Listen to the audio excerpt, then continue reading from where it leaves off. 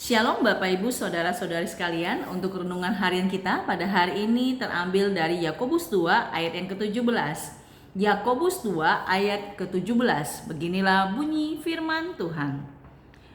Demikian juga halnya dengan iman, jika iman itu tidak disertai perbuatan, maka iman itu pada hakikatnya adalah mati.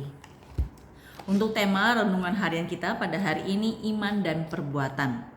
Bapak Ibu Saudara-saudara sekalian, sejak zaman Alkitab manusia telah berdebat tentang doktrin iman dan perbuatan. Pertanyaannya adalah, mana yang lebih dahulu atau mana yang lebih penting bagi Allah? Yesus Kristus tidak menyodorkan pilihan iman atau perbuatan kepada kita.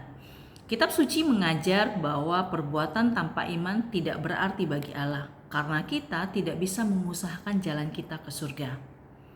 Mereka yang berusaha memberi kesaksian tentang apa yang mereka anggap sebagai kebaikan mereka kerap menyinggung tentang ketepatan waktu mereka membayar pajak, tidak pernah menipu orang lain, setia kepada pasangan mereka, dan memberi sumbangan.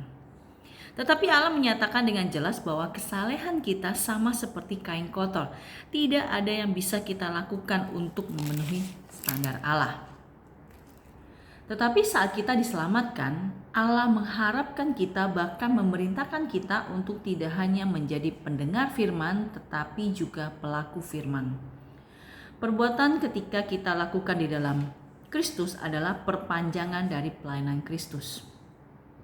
Sebenarnya perbuatan tidak berakhir di diri sendiri, tetapi pelakunya menunjukkan kasih Allah kepada sesama, supaya mereka tahu Allah mengasihi mereka dan agar mereka punya kerinduan untuk belajar tentang pemeliharaan Allah atas kebutuhan terbesar mereka.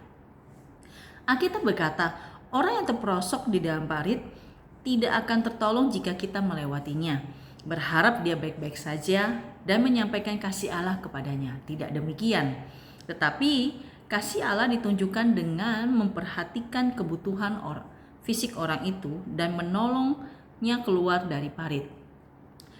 Dengan cara inilah orang belajar bahwa Allah telah mengutus anaknya.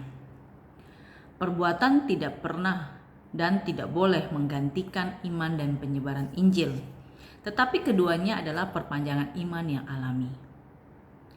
Yesus berkata, tertulis di dalam Matius 5 ayat 16, dikatakan demikian. Demikian hendaklah terangmu bercahaya di depan orang, supaya mereka melihat perbuatanmu yang baik dan memuliakan Bapamu di surga. Amin. Demikian renungan harian kita pada hari ini. Tuhan Yesus memberkati.